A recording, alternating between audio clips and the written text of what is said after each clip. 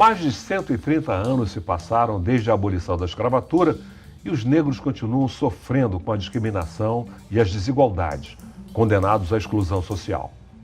Depois da pseudo-libertação de 1888, poucas medidas para inserir a população negra na sociedade foram implementadas.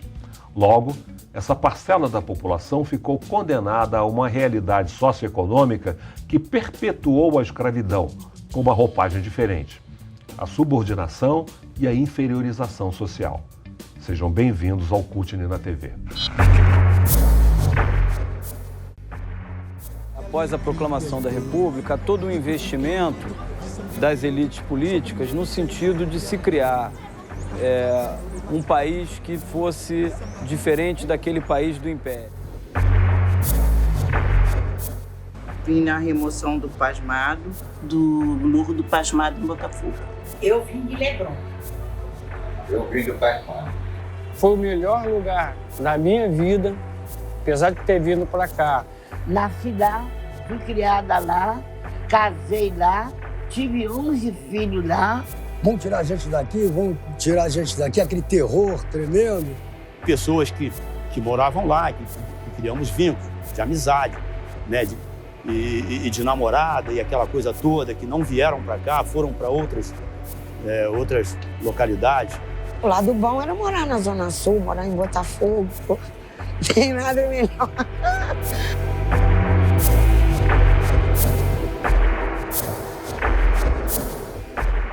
Quando eu estava trabalhando na dissertação de mestrado, a minha grande pergunta era essa: o que era uma favela? Eu nasci numa favela, vim para a Cidade Alta com 2 anos de idade, cresci num conjunto habitacional e a um determinado momento da minha vida, mesmo dentro da minha casa, eu comecei a perceber esse discurso de que a Cidade Alta era uma favela, os vizinhos se referindo como favela. Eu cresci um pouco com achando isso estranho, né? E eu levei essa pergunta para o mestrado. O que eu percebi é que se continua usando a mesma definição que se usava em 1950. O IBGE tinha uma definição de favela e a definição continua a mesma. Ou seja, um espaço sem arruamento, sem calçamento, sem água, sem rede elétrica, completamente degradado espacialmente, fisicamente. Nascido e criado na Cidade de Deus, no Rio de Janeiro, após seus pais terem sido removidos de favelas da zona sul da cidade, aos 9 anos nosso convidado vendia picolé e alugava barraca de praia. Aos 15 anos foi ser MC de baile funk, consciente de que estava fazendo o ativismo político herdado de seu tio, um cabo eleitoral fervoroso de Leonel Brizola. Mais tarde, como empreendedor, criou o primeiro serviço de mototáxi da favela. Entrou na PUC-Rio como funcionário, assistiu a aulas como ouvinte e se formou no curso de cinema, que lhe abriu os horizontes para se tornar produtor e diretor de inúmeras obras audiovisuais, como o filme Remoção, vencedor do júri popular do Festival Internacional de Cinema de Arquivo, Recine.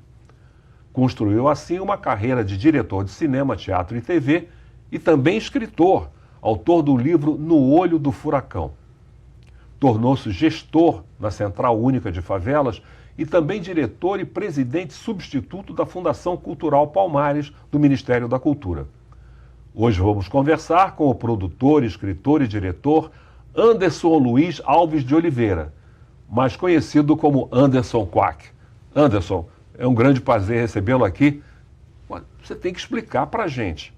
Vendedor de picolé, barraqueiro, empreendedor de mototáxi, aluno de cinema e depois diretor, escritor. É uma carreira muito rica e é um exemplo para a comunidade. Como é que você explica isso? Obrigado, Medeiros. Primeiro, agradecer estar aqui. Acho que a explicação disso vem dentro de casa mesmo, assim. Eu tive a felicidade e o privilégio de terem pais que cuidaram de mim num momento que era muito complexo na Cidade de Deus. Eu sou nascido na década de 70, né? A Cidade de Deus vivia o período ali que era onde surge o Zé Pequeno e Mané Galinha. Então era um momento muito difícil. E conflito mesmo. Muito conflituoso, mas graças a essa atenção que eu tive dos meus pais, da minha família, eu acabei conseguindo ter inspiração dentro da própria casa mesmo, né, para seguir. Mas você seguiu um monte de coisas, né? Bom, você primeiro tá lá nas coisas mais simples, picolé, barraca. Empreendedorismo, como é que apareceu essa história? Mototáxi? Cara, o mototáxi é isso que você falou, né? Essas próprias coisas mais simples que foram surgindo, que era muito contra a vontade dos meus pais, né? De querer que eu trabalhasse desde cedo, isso foi uma coisa muito minha mesmo, assim. E eu, inclusive, tinha que convencer os meus pais que eu podia fazer alguma coisa para ajudar, né? E quando eu já mais velho, mais adolescente, essa inquietação foi aumentando, porque essa coisa do empreendedor é uma inquietação que a gente tem, né? E quando aumentou essa inquietação, eu olhei para a Cidade de Deus a partir do que tínhamos de serviço e a partir do que podíamos ter. E a gente estava no momento de uma revolução onde as motocicletas estavam invadindo as favelas. A gente começou a ter esse capital para conseguir adquirir. E a moto virou um meio de serviço. E hoje, cada vez mais, a moto é um meio de serviço através dos motoboys e dos mototáxis. E eu consegui ali, muito jovem, pegar esse vácuo aí e entrar nesse mercado. Você falou de um momento, então, específico da Cidade de Deus, quando você começa com esse serviço. Como é que era naquela época? Em termos de serviço de transporte, era muito precário no Rio de Janeiro, como um todo, e nas favelas, como consequência, mais ainda. A gente tinha um serviço muito precário de Kombi. As Kombis, os ônibus de transporte público, chegavam até a parte principal da favela e da parte principal para dentro, cerca de entre 3 a 5 quilômetros, é um percurso que se fazia e se faz ainda a pé. Então, assim, às vezes chega do trabalho cansado, com compra, pessoas com dificuldade de locomoção, e aí pegavam a Kombi. E a Kombi foi ficando um serviço precário e com pouca acessibilidade. Pouco maleável, né? Pouco maleável. E a moto, ela cumpre bem esse papel, assim, né? Com segurança, com capacete, com tudo. Você consegue... E hoje o mototáxi é um sucesso, né? Nós fomos na Cidade de Deus o segundo mototáxi do Rio de Janeiro. O primeiro foi na Rocinha e o segundo foi na Cidade de Deus. Mas depois você abandonou? Depois eu abandonei. Mas antes disso, vendo a sua biografia, antes disso você foi MC, funk. Fui MC de baile funk. Como é que foi isso? Na Cidade de Deus, quando eu era pequeno, por isso que eu falo muito dessa questão da educação dos meus pais. Eu tive uma educação muito musical, muito voltada. E meu pai e minha mãe, eles tinham linhas diferentes musicalmente falando, né? Meu pai era uma coisa mais black music, né? E muito jazz. Então, B.B. King, Aretha Franklin, Billie Holiday, Louis Armstrong, ficava muito com essa... E minha mãe James Brown, não, tudo funk, essa coisa mais som pesado, bluseira. E minha mãe tinha uma coisa mais nacional, Clara Nunes, samba. E isso foi me formando ali culturalmente. Dentro da minha geografia ali na Cidade de Deus, meus colegas não tinham muito essa pegada, né? Eles eram, não tinha muito esse aprofundamento cultural. E quando eu ouvia as músicas que minha mãe ouvia e as músicas que meu pai ouvia, isso foi me formando também, né? Enquanto pessoa, foi me formando culturalmente, foi me dando uma noção das coisas. E o que a gente tinha para viver naquela época ali, em termos de lazer, dentro das favelas, era o baile funk. Agora, a partir de entrar ali, eu fui vendo outras possibilidades dentro do próprio baile funk, que era o único local de lazer. Então, no único local de lazer que a gente tinha para fazer as transformações que a gente tinha em mente já de fazer. Né? Ou seja, você trazia um outro tipo de mensagem. Não era aquela coisa apenas erótica, misógina, cheia de palavrão. Você trazia uma outra coisa. Né? Exatamente. O erótico, para minha época, eu fui MC de baile funk na década de 90. O erótico, ele era quase imperceptível, ele não existia como a gente vê hoje, nem o erotismo e nem a apologia ao crime. Esses eram duas vertentes que não estavam dadas ali pra gente. Ainda não estavam presentes. Não, o que estava... Tinha um erotismo, mas era uma coisa muito de complete a frase. Então, tinha uma suave, coisa, hoje eu vou comer uma rabada com angu. E de sobremesa, aí a mente de cada um ia para onde queria. Então, mas era muito isso, as matinês de baile funk. enfim, Furacão, Cashbox, Rick Saud, Estúdio 58, e a gente ficava ali naquela coisa. Agora, a misoginia era muito forte. E foi aí que nasce a minha mensagem mais política dentro do baile funk, né? Na Cidade de Deus tinha um rapaz que não está mais entre nós aqui no plano terreno, que ele tinha um funk que era assim, ô lele, ô lala, seu cabelo é de brau, pente quente, rená. Aí eu falei, pô, aquilo me incomodava, mas eu não sabia como lidar com aquilo. E no Festival de Galera, no baile funk, tinha a etapa do rap. E esse rapaz que ia defender a Cidade de Deus. Aí eu chamei o grupo e falei, cara, esse funk não é legal, não é... Porque eu tinha essa memória da minha avó, principalmente com pente, ligado no fogo ali, esquentando, e depois alisando o cabelo, né, passando o enê, aquelas coisas. A violência que isso significava. Uma violência que aquilo significava. E, por outro lado, tinha um contraponto disso, que era a representação estética do nosso povo do ponto de vista feminino. Sim. Que eram as nossas mães, as nossas avós, irmãs namoradas, se produzindo essa revolução estética. E aí eu propus que não fosse esse o funk que fosse cantado representando a Cidade de Deus por essa mensagem. E aí começamos a propor outras coisas. E esse funk não foi cantado mais como a mensagem da Cidade de Deus, e a gente mudou, conseguimos avançar nessa questão. E a influência do seu tio em relação a isso? Olha, o meu tio Ademir, meu tio-avô, Ademir é brisolista fervoroso. Eu ia para casa da minha outra tia-avó, Maroca. Era uma casa muito política, né? O marido da minha tia Maroca, o João de Pinho, era uma casa muito política ali.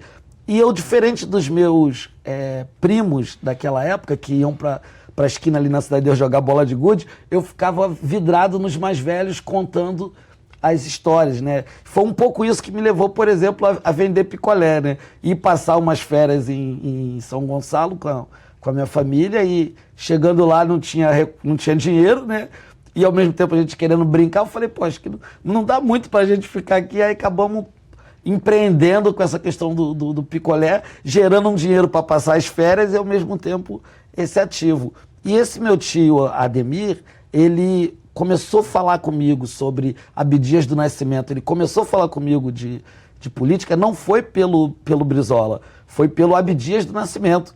Ele falava, você tem que conhecer o Abdias do Nascimento. Teatro Experimental do Negro. Teatro Experimental do Negro. Aí ele me mostrava, ele tinha jornal do Abdias, Recorte, Quilombo. Ele me mostrou tudo isso ali. Só que o fato de eu não ter com quem dividir isso retardou muito a minha entrada mais profundamente nesse lugar, né? Porque eu ia para casa dele, a gente trocava essas informações lá, e quando eu ia pro meu mundo, eu não tinha mais essa referência. Mas isso influenciou a sua música? Isso influenciou, porque, sobretudo nessa questão do negro, né? Da coisa do teatro, da música, e eu fiz os meus primeiros raps, era primeiro falando de paz, né? Tinha um refrão, vem com paz e amor, vem com a união, curta o baile funk com amor no coração. Essa mensagem da não violência. Depois eu trouxe uma mensagem que era, década de 90 ali, estava muito alto a questão da AIDS. Então eu fiz um rap chamado Rap da AIDS, em que eu trazia essa questão da conscientização dos jovens dentro da favela. Depois eu passei o bastão, né? O Lázaro agora fez essa peça aí que trouxe lá dos Estados Unidos, que é No Topo da Montanha, e eu já naquela época, eu acabei fazendo isso, né? Eu tenho esse orgulho, assim, na minha vida, que é ter trago o Cidinho e Doca, ter trazido, na verdade, o Cidinho e Doca para cantar e para representar a Cidade de Deus. E eles viraram os maiores expoentes do funk. Eu saí de linha, mas passei o bastão para a pessoa certa, né? Que foi o Cidinho. Isso foi uma felicidade. Esse assunto é muito empolgante e nós vamos voltar a ele no próximo bloco.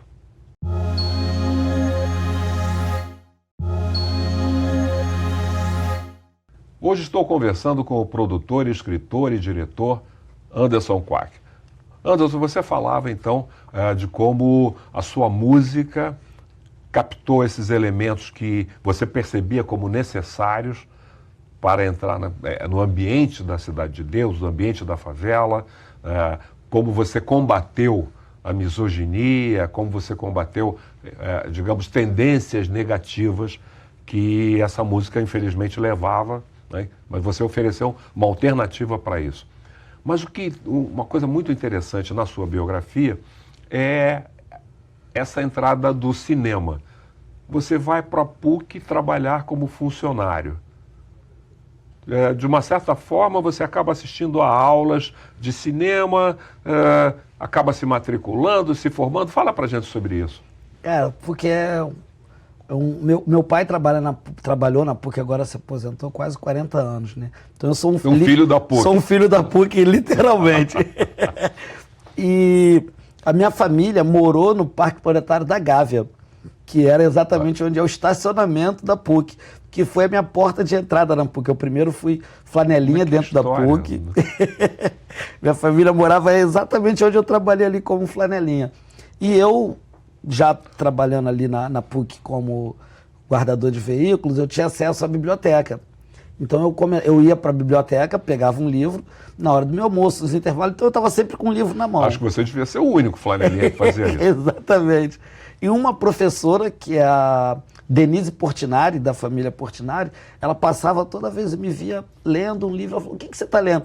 Aí eu falava, cada dia eu estou lendo uma coisa diferente. Ela falou, você não quer fazer uma aula, não sei o quê? Eu falei, quero. E ela me levou inicialmente para o departamento de artes. Como essas pessoas são importantes na nossa vida. Ela no momento pescou, certo, né? Ela percebeu. Ela passava, me via lendo, nunca tinha falado comigo. E aí ela me levou, então, primeiro para o departamento de artes. Perguntou, o que você quer fazer? O que você gosta de fazer? E eu fui para a disciplina de fotografia. Eu fazia foto de produto e foto de cena, que é diretor ainda da iconografia da Biblioteca Nacional, que é o professor Marçal, Joaquim Marçal. E ali da fotografia foi um pulo para... E aí eu tive o prazer de pegar ainda aquela fotografia analógica, ir para o laboratório, era toda uma paixão ali. E a partir que eu entrei, a primeira aula que eu fiz ali de fotografia, ali já me abriu as portas para fazer outras coisas dentro da PUC, começar como ouvinte, prestar o vestibular e ingressar nisso, assim. E como é que foi para você esse curso, fazer esse curso de cinema? Na fotografia teve um desafio, vou voltar só num ponto. Nesse período, final dos anos 90, início dos anos 2000, tinha um projeto chamado Conexões Urbanas, que era com o Afroreg e a CUFA. E eu estava fazendo a fotografia na PUC. Então eu tinha uma câmera emprestada, que era uma Nikon FM, um amigo do meu pai me emprestou, e eu comecei aí. O Ierê Ferreira, que é um fotógrafo, me ajudava, ele era fotógrafo profissional, trabalhava no Afroreg, e eu lá, ele me chamou um dia e falou, pô, cara, câmera essa daí, o que você está fazendo aí? Eu falei, não, registro meu aqui e tal. Ele me deu umas instruções lá também, e eu fiz. Quando eu cheguei na PUC com as fotos, eu era ouvinte. E eu tirei foto do Caetano, Adriana Calcanhoto, MV Bill, e umas fotos artísticas, preta e branca, com luzes. A turma duvidou de que aquela foto fosse minha. Aí, porque nós estávamos na metade do semestre. Falou, pô, mas cara, aí aquilo mexeu muito comigo e a minha reação foi ir pra cima, brigar. Agora vocês vão ver. E o professor Joaquim Marçal me chamou e falou, não, cara, não é assim. Porque essa cabeça deles não vai mudar. Quem tem que mudar é você que tem que avançar, se qualificar mais, estudar mais. Aí esse toque do professor Joaquim Marçal foi fundamental. Eu peguei essas fotos e levei pro Bill. Mostrei pro Bill, inclusive tinha foto dele.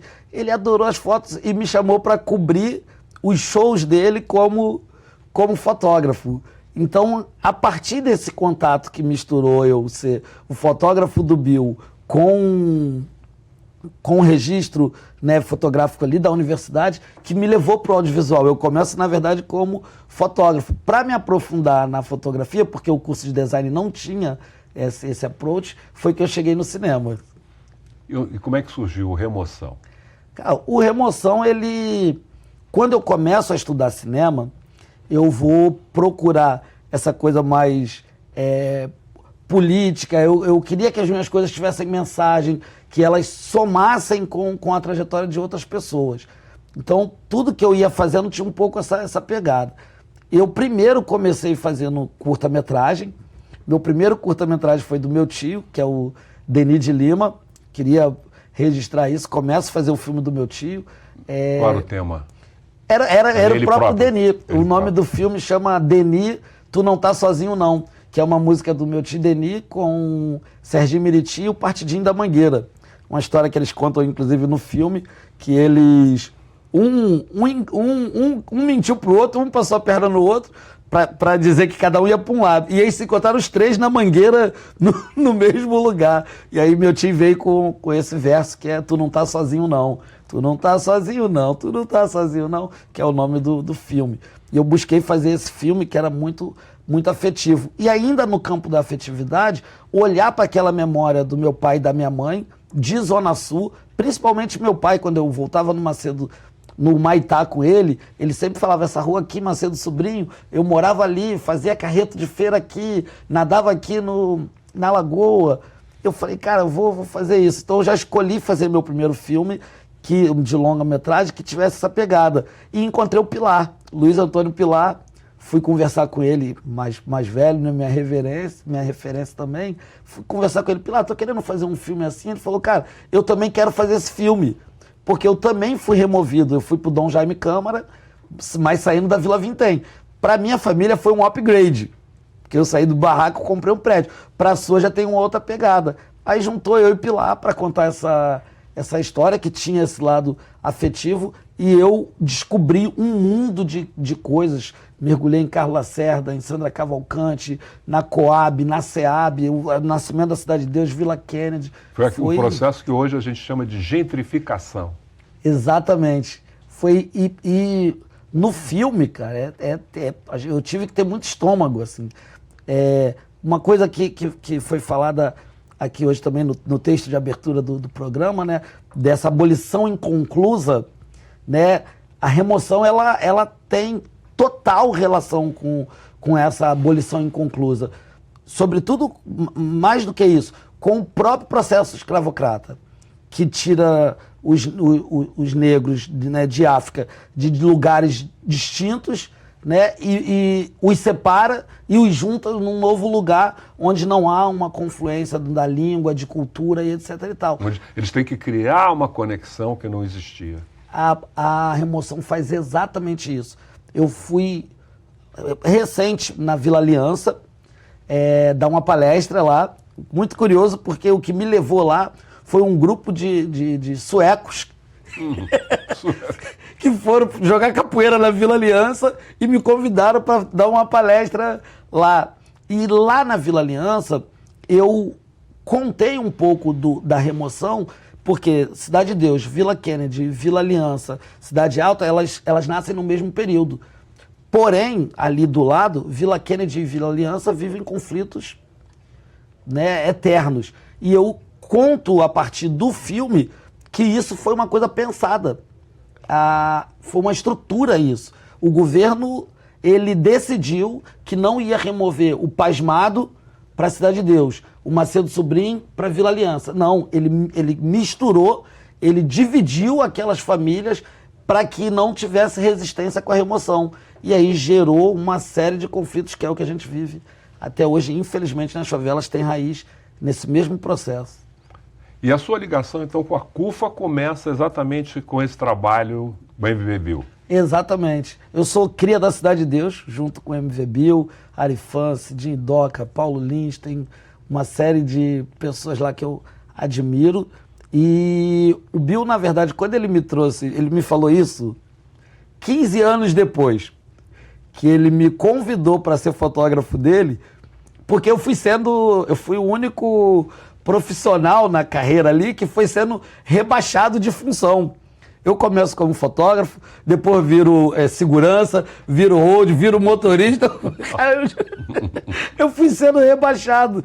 E foi muito curioso porque ele me falou que, na verdade, quando ele me trouxe para ser o fotógrafo dele, ele estava pensando, obviamente, no meu talento, na minha trajetória, mas a maior preocupação do Bill naquele momento era que eu tivesse uma oportunidade fora da Cidade de Deus. para que eu não ficasse vulnerável e pudesse me desenvolver. E que esse processo concluso depois, que essa oportunidade seria dada para outras pessoas, e foi o que ele fez. Por isso que eu não tive naquela época a compreensão do porquê que eu estava saindo, porque eu me emocionei agora um pouquinho, mas é porque o espaço que foi gerado para mim estava sendo destinado a outra pessoa, porque eu já tinha estrutura suficiente para seguir a minha própria carreira, e foi o que aconteceu. Mas eu entro na CUFA exatamente com o Bill ali naquele contexto de Cidade de Deus. E foi marcante na sua vida isso? Foi marcante. O Bill é muito marcante na minha vida, assim, as letras dele, eu participei de muita coisa com o Bill, assim, dele, antes de lançar uma música nova, me apresentar, me mostrar, perguntar o que eu achava, porque era isso, assim, nós éramos muito poucos na Cidade de Deus que tinham essa conexão com as transformações que a gente precisava fazer, assim.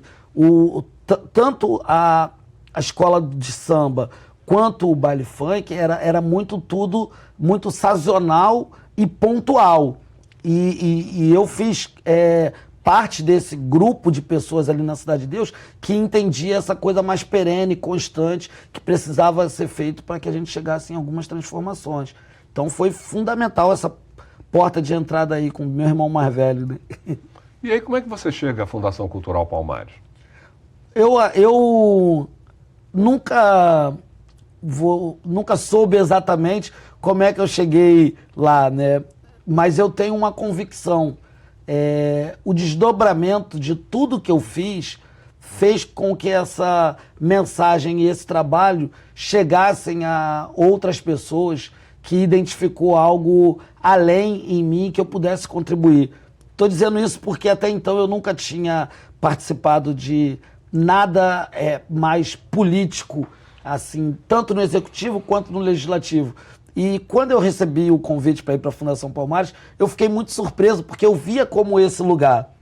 E na ocasião, a presidenta Cida Abreu, que me convidou, ela me disse exatamente isso: Quack, a gente está te convidando porque você transita por vários mundos, você tem um repertório que hoje pode contribuir com essa reestruturação da Fundação Cultural Palmares, né? Porque precisava atualizar esse pensamento também, e você também transita numa questão que não esbarra em partidos. Então essa sua penetração, atrelado à sua qualidade daquilo que você faz, da sua entrega, a gente quer isso. Eu vinha de um processo de conversar com o Brasil inteiro. Eu dirigi um programa chamado Aglomerado TV. E esse programa era um programa nacional na TV Brasil, programa de 52 minutos, com show muito, muito importante. Eu tinha um quadro, por exemplo, chamado Guerreiros e Guerreiras, que eu conversava no Brasil inteiro. E essa minha capilaridade também fez com que eu pudesse contribuir com a Fundação Cultural Palmares. Então, inicialmente, eu falei, mas por que eu? Aí, eu acho que é um lugar que o negro também foi falado um pouco aqui hoje, né? Como que nós possamos nos olhar cada vez mais nesse lugar de construção de igual para igual com a sociedade, porque nós temos essa capacidade. Anderson Quack, muito obrigado, foi um grande prazer conversar com você, pegar um pouco dessa sua cultura ganha nesse seu processo, as suas experiências marcantes. Foi muito bom e eu espero que a gente possa fazer isso de novo, avançar mais nesse papo. Eu conversei com o produtor, escritor e diretor Anderson Quack. E para rever essa entrevista e todas as outras, é só acessar www.alerj.rj.gov.br ou www.coaching.com.br. Obrigado pela audiência e até o próximo programa, quando estaremos juntos mais uma vez. Coaching é resgate, valorização, ressignificar coisas que são muito importantes para a gente.